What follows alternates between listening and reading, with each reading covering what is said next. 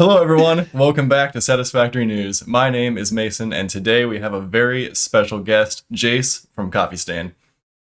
How's it Hello, going, everyone. Jace? I'm Jace. Yeah, going good, going good. How are you? Doing great. Well, we're not going to get any Update 4 secrets out of you today. No. I think everyone's going to be disappointed about that, but hopefully they still Yeah, enjoy seeing you on the channel. Super exciting.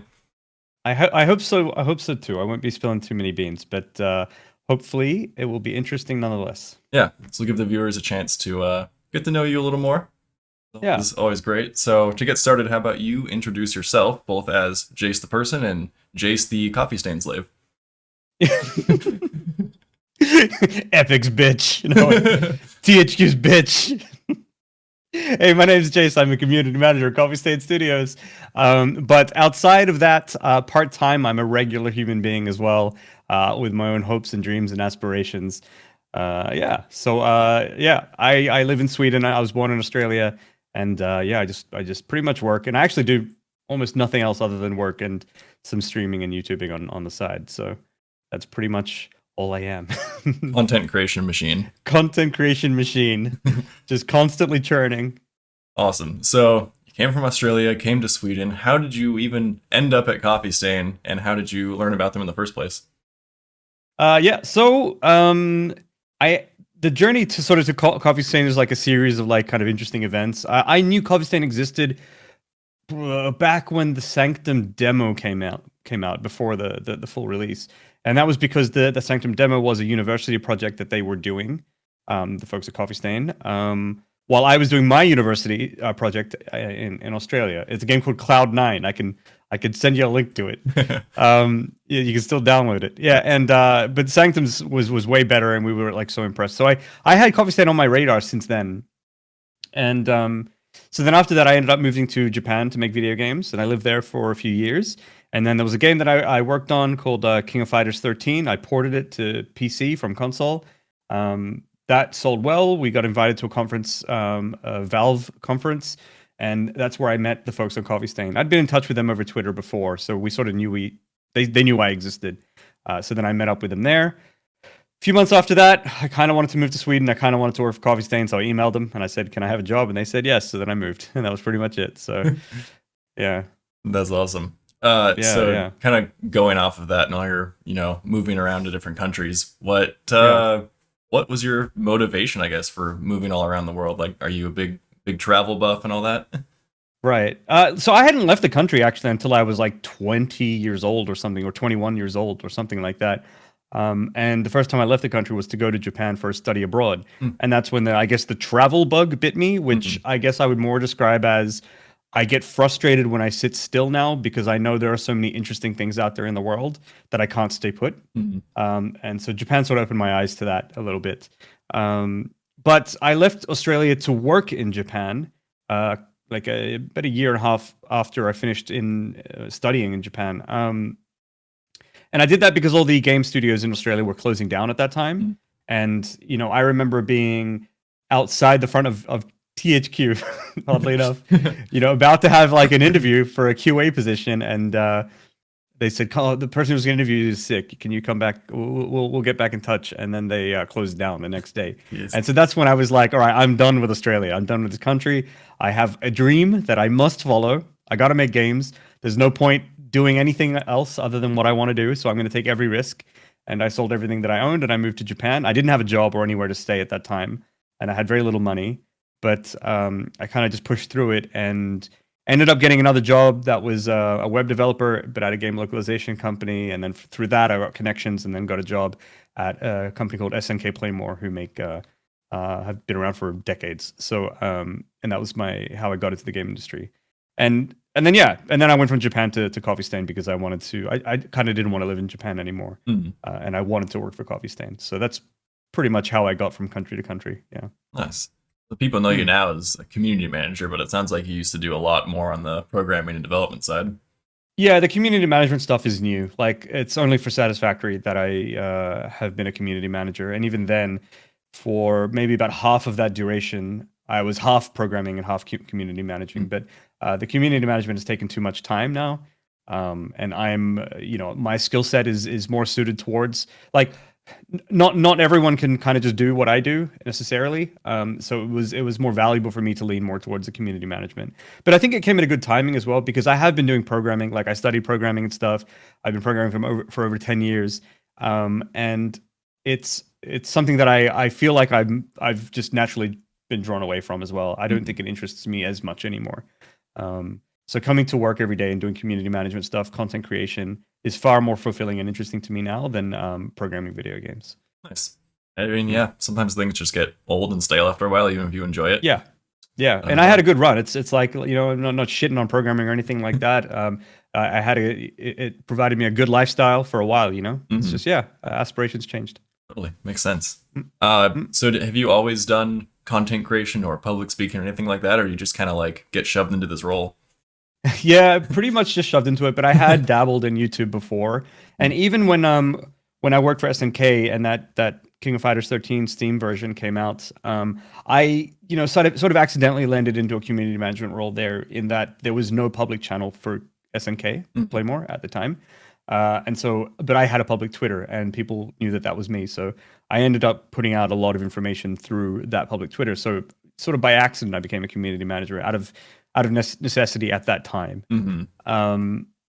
So I kind of guess I had some experience there, and then I'd done some like little vlogs and stuff about, you know, some adventures I went on in Japan and things as well on YouTube. So I had some experience editing videos, but you know, I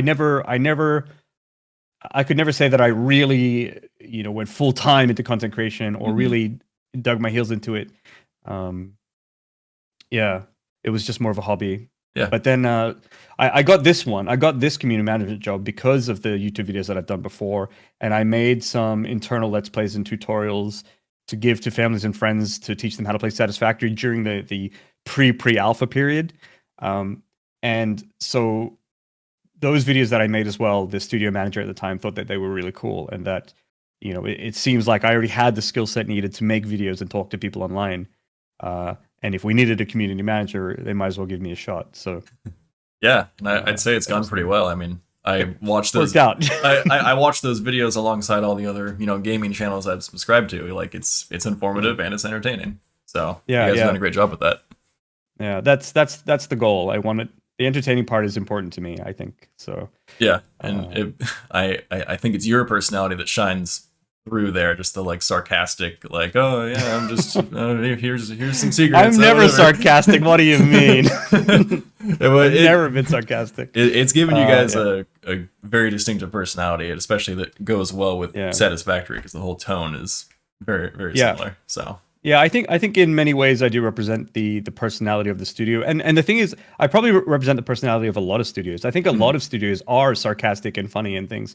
The main issue, and it's the main goal, and you know, something really important to me being a community manager, something that I even had to tell my studio manager and the producers at the time when I was starting, that was really important to me, was that I must humanize the studio. You know, like I'm going to be me, a human being, and I'm not going to be a PR mouthpiece that is, you know, we write down spin on paper and then I just recite it to people just to get the desired effect. Like I'm going to just be myself 100%.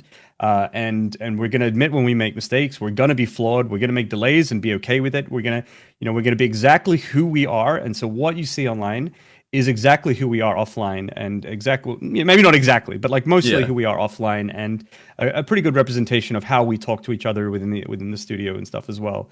And I think humanizing game developers is very, very important and is a huge mission of mine. And it seems to be working really well, which is kind of interesting because I kind of think, like, I don't think I guess I'm a pro now because I've done it for a while and I'm kind of good at it, but I don't think I was a pro when I started doing this. And it's just interesting to me how hungry communities are out there for real human interaction. Yeah. And I think that was the selling point. Like, I don't think it was because I was that good at what I was doing. It's that I was willing to put it on the line, right? I was willing to just be human and just sort of just be honest in areas where game developers and studios are too afraid to be. And I think that just resonated with a lot of people. Yeah, for sure. Yeah, that made all the difference. I would much rather the game that I'm playing swear at me and insult me as a player than have them just pander to me and try to get money out of me. Yeah, I agree. And we've had some people complain about specifically, say, swearing, for example.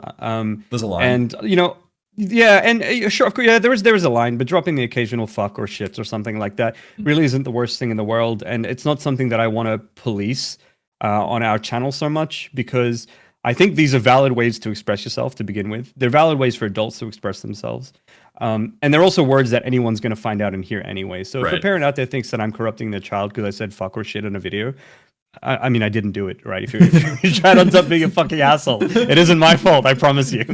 All right. Yeah.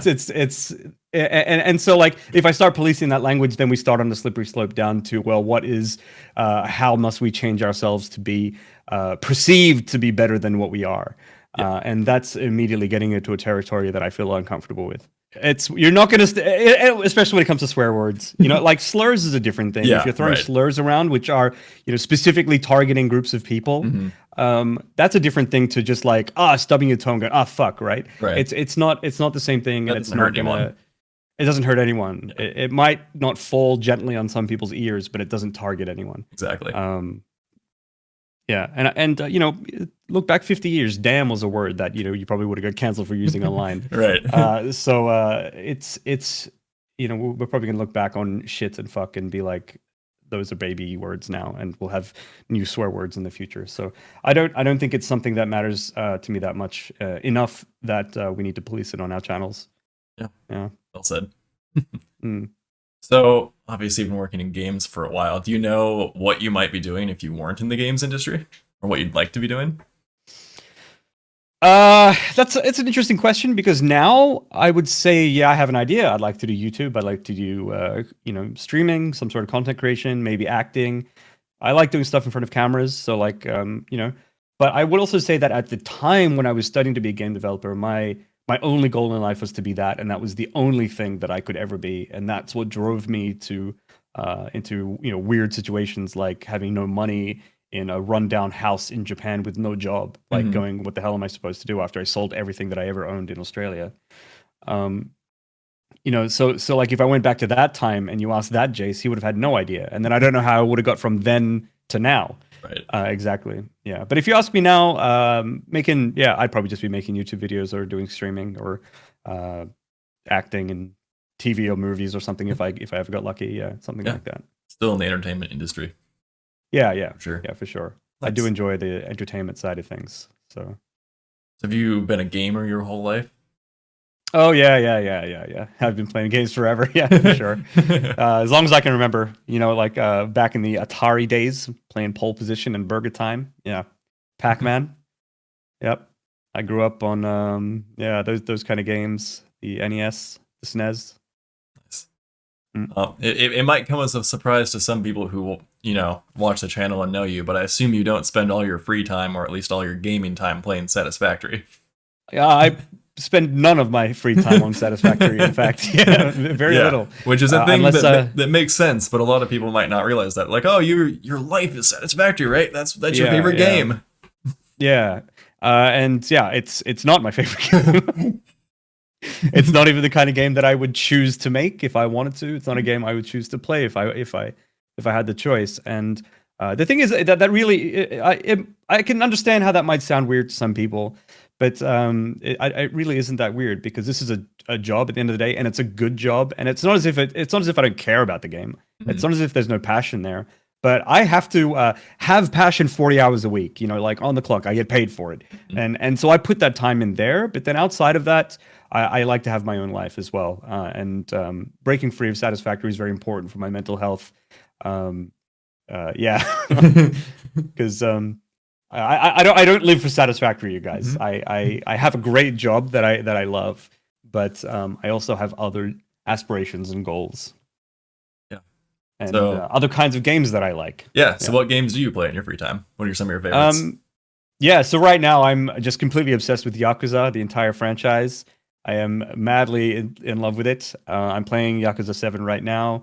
I just finished Cyberpunk, which is pretty decent. Probably going to be playing Last of Us next. I also enjoy Dota, Dota 2. What else? RuneScape, of course. A lot of people know that I love RuneScape. Yeah. Naturally. I have a mishmash of games. Like any genre can sort of interest me.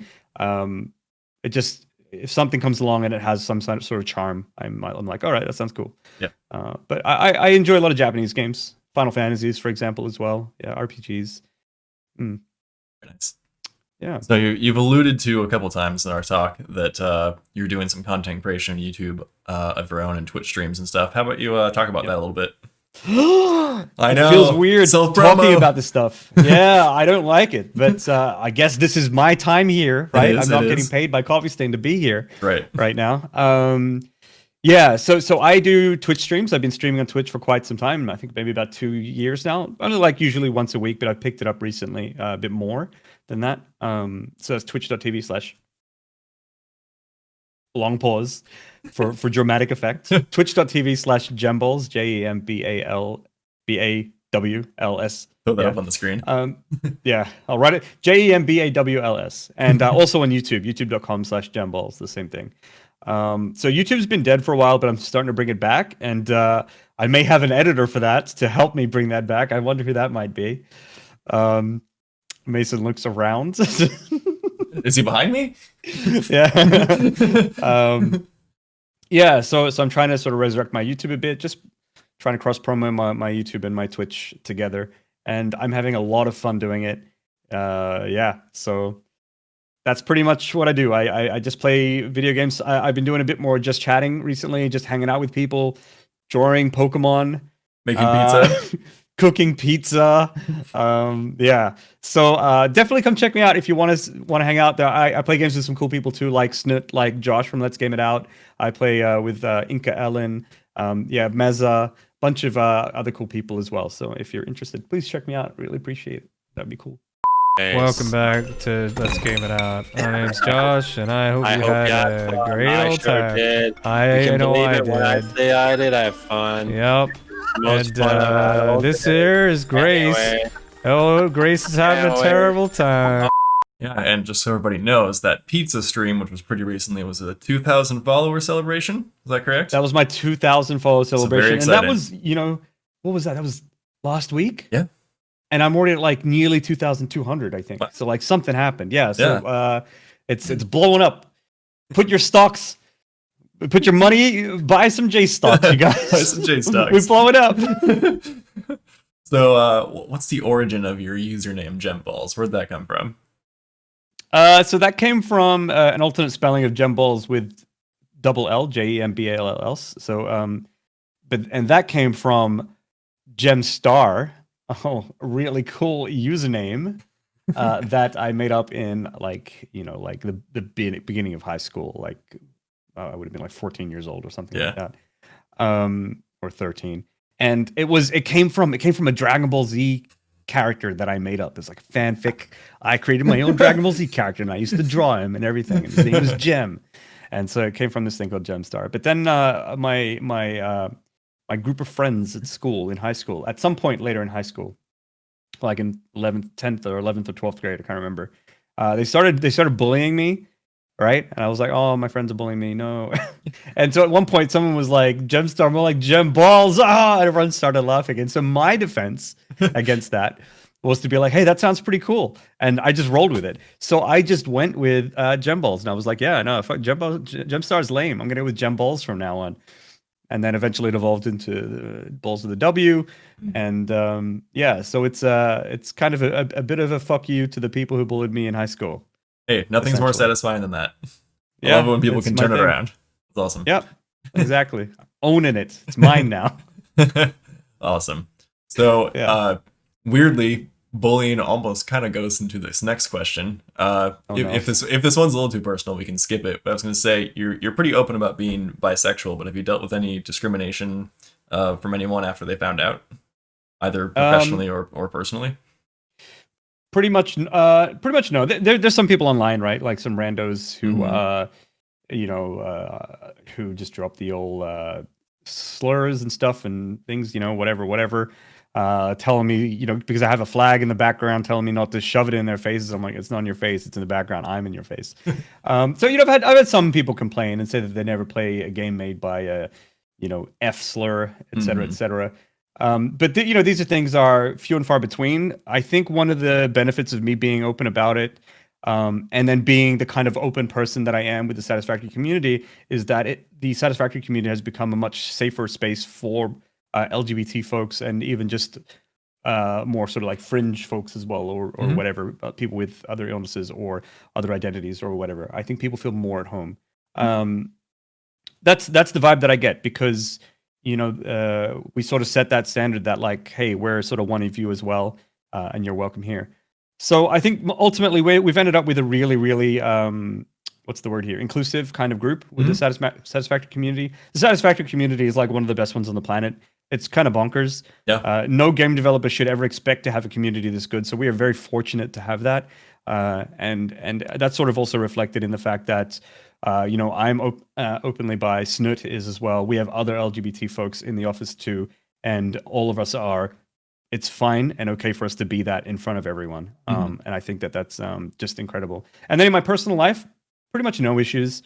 Like, I know my parents, they had a little bit of an adjustment period, but at the end of the day, they're like, you're still our son and we still love you, so we'll figure it out. Yeah, pretty much everything's fine. Yeah, always good to hear.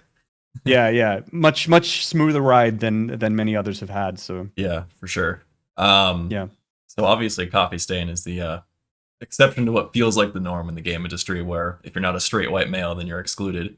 So obviously that's great for you guys. So what would you say to an LGBTQ plus person who wants to get into the games industry but is worried about how people are going to treat them? This is really hard for me to give any kind of advice on, since I have not lived the struggle. I had the easiest ride. Yeah. Your advice is work for Coffee Stain. Yeah, I work for Coffee Stain, I guess.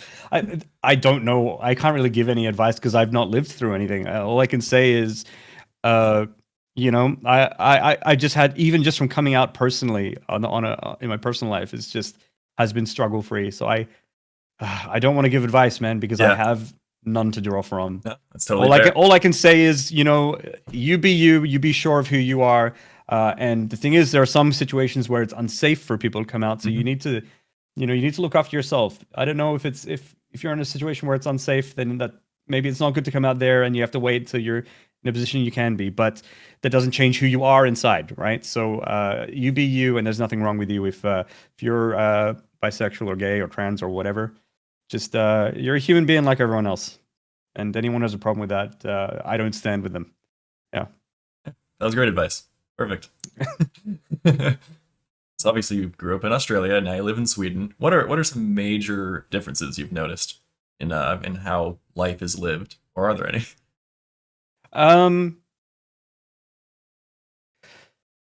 It's kind of weird because those two countries were broken up by Japan. So, yeah, right. Yeah, and Japan's so was like quite 3 a bit years different of Japan in between, and so things are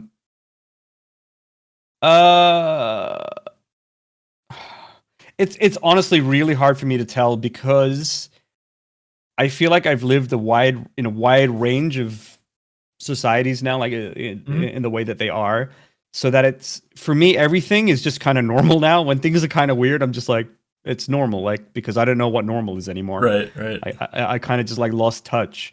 So I can't really tell. Like, there's some different things. Like, I know that Swedes are, in general, very non-confrontational, which is unlike Australians. Right. But it is like Japanese. Right. So there's, in many ways, the way to function within a company, I feel, is more in line with how I would have to be when I was in Japan than when I was in Australia, which is kind of weird, right? But then in many other ways, Sweden as a Western nation is similar to Australia.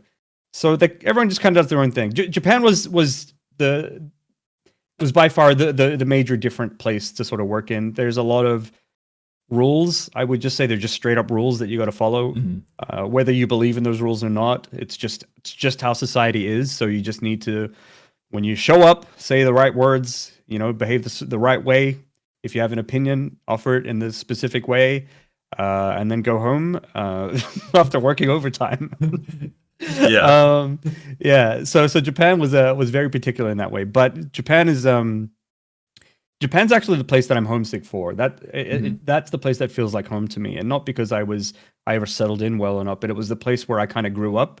It's where I transitioned from being like a teenage baby into an adult baby. So Somehow those are the exact words you used in your stream the other day when you were telling. Is that actually what I said? You said those exact words. I'm pretty sure because people were like, "Ah, yes, teenage baby and now adult baby." So, you've got your story straight. Then it must be true. You got your story straight. That's for sure. Yeah. So I have a lot of memories. That was like a time where I sort of came to be. So, you know, Japan is an incredibly charming country. And for me, that was the time of my life with the highest highs and the lowest lows. And so I love Japan a lot and I miss it. But I don't know if it's like my style. I don't know if I could live there again. Right. But, yeah. But Sweden is super chill. Super good quality of life here, you know, with healthcare and, you know, everyone sort of looks out for each other in Sweden. And so I love that. But Australia can also get kind of wild as well, and I miss the wild side of Australia, which I don't experience here in Sweden. Things are pretty mellow in Sweden. Right. Yeah. Sense. Very cool. Yeah. So, Satisfactory Update 4 is coming out soon. Can't tell us much about it, obviously, but there's been a few teasers. The Lizard Doggo Smoothie Maker was revealed the other day. I mean, what? That's not what it is. How do you know the internal name? But yeah, some pretty cool stuff, and I obviously you can't comment on that much, but I assume you're excited for everyone's reactions for it. Yeah, there's a lot of cool stuff coming up. Update 4. You know, I think internally we have this. I don't know if this is just I don't know if I can speak for everyone here, but this is definitely me, and I know of some others where internally it feels like, can we ever match up to that hype of Update 3? And I don't know if we can. Right? That was a very special release, Update 3 with pipes. Yeah. But regardless, I think Update 4 is still going to be pretty big and pretty exciting, and hopefully will be, you know, game-changing enough that it refreshes gameplay for a lot of people. Because, yeah, there's a lot of things still coming. I can't say too much now, and, you know, it always kind of sucks to hold things back, but one thing we're trying to do this time around is have a longer lead in time of sharing, like drip feeding information, as opposed to being completely silent about it. So while I'm not going to say anything here in this video, there's going to be new information like every week, starting from this week when the Lizard Doggo Smoothie Maker was released. Now that we're back from vacation, so then we're going to have more stuff coming out every week. So hopefully that's good enough for folks. Awesome. And I know every time there's a trailer, people are in the comments analyzing, looking for new things, looking for anything, and I'm sure you guys just soak that up and love it. Yeah, we love it. Like whenever it comes to planning on when to announce certain things, we have, you know, rough guidelines of how we think we want to plan things, and then based on community reactions or based on life, sometimes we make changes to the plans to suit things so we can be a bit more reflexive on the situations. But usually when we're planning things, one of the key things that we think about in terms of what we're going to say, how we're going to say it, and when we're going to say it, in terms of like teasing information, is the conspiracy theory factor. Because we love it when people come up with their plans, and it's awesome. It's cool when they're right. It's cool when they're wrong. It's just this awesome demonstration of passion and show that people are interested. So we try and factor that into what we do. So when people see that stuff and they start analyzing it, just know that when we see that in the comment, we're all seeing it, and we love seeing that stuff. It makes us really happy. So, yeah. Awesome. Well, I, for one, am excited for the eventual long-term storyline that's going to be in the game. I'm sure that's quite a ways off now, but, you know, I'm excited for those elements to come in. Yeah. It's going to be good. You know, we're already making preparations to start getting some stuff like that kind of in-game on our internal branches of the game, right? So like that stuff won't ever come out to the public branch until 1.0 is out. That's the plan. So we'll sort of see how that goes. And Hannah sort of recently, about a month or two, maybe 2 months ago, did a presentation. She's the writer, as well as world builder. She did a presentation on the current state of the story, and it seems really cool. The ending's really fun. Yeah. We especially love seeing what people think Project Assembly is, because I have not seen a single person get it correct. And no one will. No one will get it right. No one's going to get it. If someone gets it, I will shit my pants live on stream. Maybe not on Twitch, right? On a different stream. But like, no one's going to guess what Project Assembly is. But guess. Yeah. It's fun. That's awesome. One of my first comparisons when I first played Satisfactory was like, all right, it's Factorio with Subnautica. And I remember when Subnautica was first coming out, their thing was like in all of their alpha and beta versions, they would add in the bits of the story that they had added in. So people would, get a little bit of the story, but then the next update, the story would change. So it's always interesting to see how different companies release a story, because you guys want to do it all at once. Yeah. So yeah, pretty much, because again, I can't speak for everyone's opinions or reasons for this, but from what I understand, sort of don't like the idea of introducing a portion of the story, and then you play it, and then you're kind of stuck in limbo now. For those who are playing it for the story, now have nothing to do, and then have to wait months until they can play a bit more. That's not really an experience I think that we want to provide. We'd rather that the people who want to play for the story can just actually sit down and enjoy it and have one good play session, and then that's it. Maybe there's some kind of strategy where if you stagger the story, you can get people back into the game again, and maybe that's good for the numbers. But I think at the end of the day, I personally don't think it's a good experience for the player. I don't think that's a good way for people to experience a story. And I think the way that we're doing it is a better way for people to experience a story. But you know what? Hey, game developers out there, you do you, man. Right? Yeah, whatever works. We have our approach. You have yours. Yeah, you don't have to wait months and months and months, and then eventually forget about the game because you stopped playing because there was no story, which was your carrot on the stick. Some people don't need a story to keep playing, but some people do. So, I think this is a good approach, and I think it's going to be a great addition for 1.0. When the game finally comes out, it's going to give everyone a great idea, great reason to restart. I don't know if for sure you have to restart to play the story, but maybe you will have to. I don't know. It's too early, but I'm assuming, it's going to give you a good reason to restart the game with all the new features that are going to be in at that time and an entire story. And it's going to be a good one. Yeah, and it's a great bonus because obviously, as we've seen, the game stands on its own without a story. So the story is just, cherry on top. Exactly. And it's the kind of thing where people like me, when I play through Satisfactory, I haven't even got nuclear running. I've never even got that much, because when I was working on the game, I could cheat and get whatever I needed to so I could do my job, right? But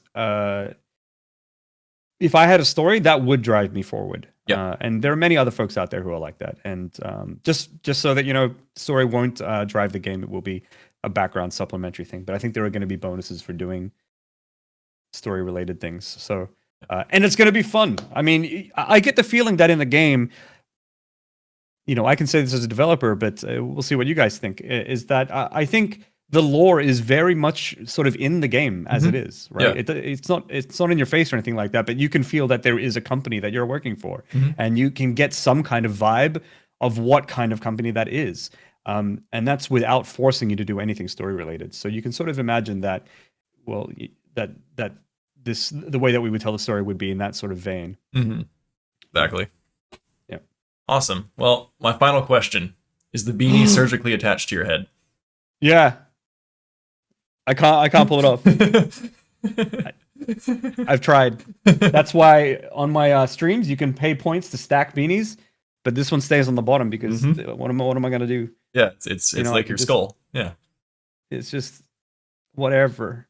This is what I do for views, you guys, because my content's not good enough. So I put shit on my head, and everyone's like, "Look at him, he's got things on his head." Take bits, take channel points. Oh man, I almost grabbed my stack of beanies because I knew that was gonna happen. I was like, should I do the beanie thing too? You gotta beanie up with me in solidarity, Mason. Yeah, exactly. Actually, I just thought of one more when you raised your arms up. I saw you have various tattoos. Oh, are there any that I do? Are there any ones that you can show us that have any special meaning that you want to describe? Do you want me to go through all the tattoos? Sure, if you want. Yeah. All right. Want to? Well, this one here, Companion Cube. Love it. From Portal. All right. So I used to speedrun Portal. It's one of my favorite games. This one, I'm actually going to get tattooed over because it's not quite what I wanted, but it's just an O, and it represents the O from a poem by Shelby Silverstein called "The Big O and the Missing Piece." Look it up if you want to. We've got this Illuminati symbol here. This is from Chloe Price from Life is Strange. Oh, I thought I recognized that. Yep, she's my spirit animal. This here is a mixed tattoo of Kristen Stewart has a tattoo here like this with a negative image in the middle. But my image is the album art of 1,000 Suns by Linkin Park. Solid. She has something else in the middle. So that's that. So they're my favorite band. And then on this arm, we have a Tonberry from Final Fantasy. We have an 8-bit Bi Pride heart, the bisexual pride flag colors. here. You can see this little thing here. It's a house that's on fire. And that's from a song by Sia called House on Fire. But the fire is actually... Chester Bennington, the singer from Linkin Park, has those fires down his wrists. Okay. So it's an homage to him. We've got the drama masks, the comedy and tragedy masks that are just there because it's edgy and cool. And then... Theater kids, man. Theater kids. Oh my god. Here we go. I'm taking off my clothes, you guys. Whoa. And this entire bad boy, Whoa.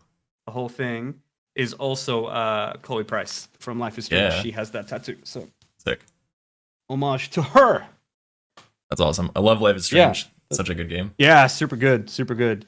And she's one of my fave characters. Because that's what I am on the inside. I'm an angsty 16-year-old girl. I identify with Chloe just a little too much. Oh, that's hilarious. Yeah. Hilarious.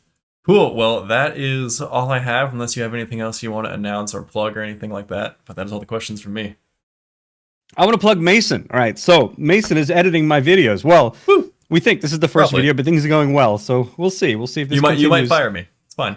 What's that? You might fire me. It's fine. Yeah, until I fire him, we'll see. Yeah, We'll yeah. see. But for now. There will be at the very least one video by Mason on my channel. So if you enjoy Satisfactory News, consider supporting Mason by supporting me. Get Jace views so he can make money, so he can pay me to So I edit can his pay videos. him. Yeah, perfect. So that eventually Satisfactory News YouTube channel will shut down because they don't have an editor anymore. Yes. Lovely. I love this cycle. No, for real. I really appreciate how supportive you guys have been of Satisfactory News. Like, obviously, you guys are supportive of the community in general, but like, you guys have been Satisfactory News. I have a screenshotted tweet from probably you when you said, "Oh, you guys do a better job promoting the game than we do." I'm like, I have that screenshot. I'm gonna like frame that and put that on my wall. Like, yep, actually awesome. true. Actually true. I love that. But yeah, so No, really appreciate the official support from you guys. Yeah, no, of course. I like it's probably the best news source that I've found. So yeah, thank you so much, and thanks to the community in general, and and then and you guys are a great example of what makes our community so great. People who are good at what they do, putting in a lot of time and effort and passion just into something that we've already made, which is so hard for me to understand sometimes because I'm like, this is so much effort into a game, but like it's happening and it's great, and I appreciate it. So thank you guys at Satisfactory News. Thanks everyone from the community for all your help, and not just the people with the websites. All right, I see the people putting cool fan art and funny memes in the memes in the Discord and on the Reddit. Yeah. Thank you as well. We need that energy too.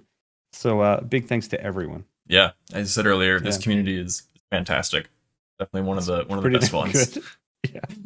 Yeah, I don't know how that happened, but that's great. I mean, we'll take it. We'll take it. I used to play League of Legends, so anything is an upgrade. Yeah, when it comes to communities. Yeah, I have friends who have worked in MOBA within the MOBA circles, and they were community managers there. And my God, do I feel sorry for them? Like, that's actual emotional torture. Oh man. Well, thank you so much, Jace, for talking to us today. Everyone's gonna be super excited to see you on the channel. So appreciate your time. Yeah, no problem. Anytime. All right. Thanks for having me. See you next time. Bye. Bye.